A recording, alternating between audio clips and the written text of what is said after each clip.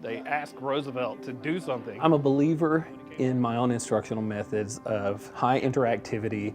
I also want there to be high impact experiential learning, right? So when students come into my classroom, it needs to be not just text driven. I'm Cory Colby. I'm professor of government and politics here at Lone Star College Tomball, and I use Houston Public Media Party Politics Podcast.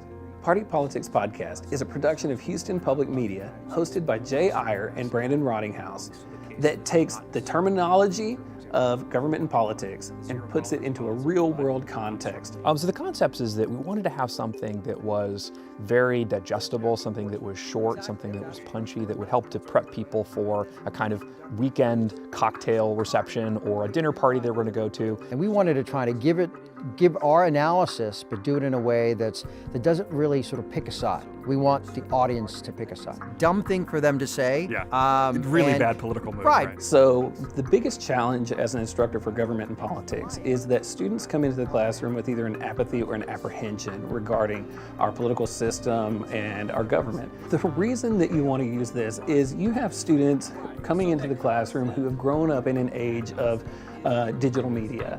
And by including digital media that they can use in the classroom or outside of the classroom in a way that makes content approachable and not threatening. I believe that the Houston Public Media Party Politics Podcast is very effective when tied in with government because it gives a perspective as to how the stuff that we're learning in class will affect us personally or our country as a whole. From the Party Politics Podcast, I have learned so much about our president and also the way things are being handled from political views.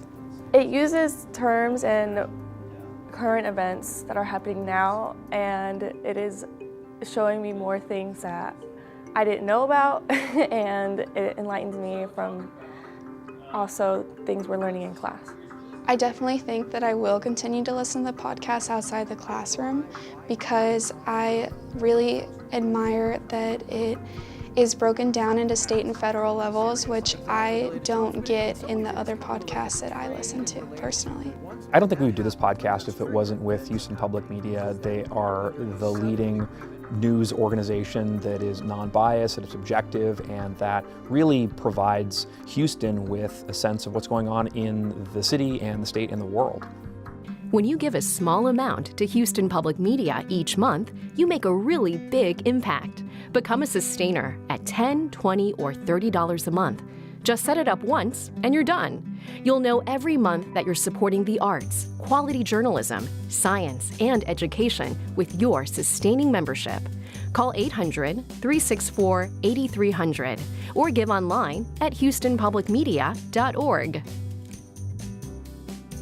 They talked about the president being able to pardon himself.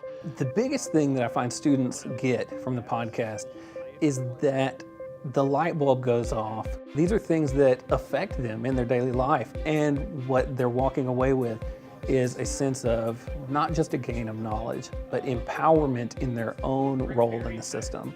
So when I incorporated this, I wanted to take an engaged student and turn them into an empowered citizen. And this podcast helps me bridge that gap. I think when we started this, our intent was to really make it educational. We're both academics.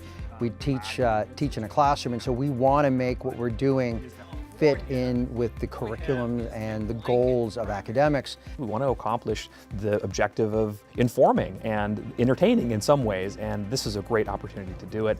It's very flattering that Cory would use our podcast as part of the curriculum because it's something that we hope that we can inspire in a next generation of listeners and citizens. The new media platforms, whether it's social media, whether it's the podcast, all of that works kind of together. And to be able to do that through Houston Public Media has been fantastic for us. What I like about Houston Public Media is exactly what is in the name there, that it is part of the public community of Houston. The interest is the Houston public. They're driven by information and facts that should be presented and taking a deeper dive so that the public has an understanding of the issues that matter. Hi, my name's Cory Colby, and I support Houston Public Media. I'm Jay Iyer, and I support Houston Public Media. I'm Brandon Rottinghouse, and I support Houston Public Media.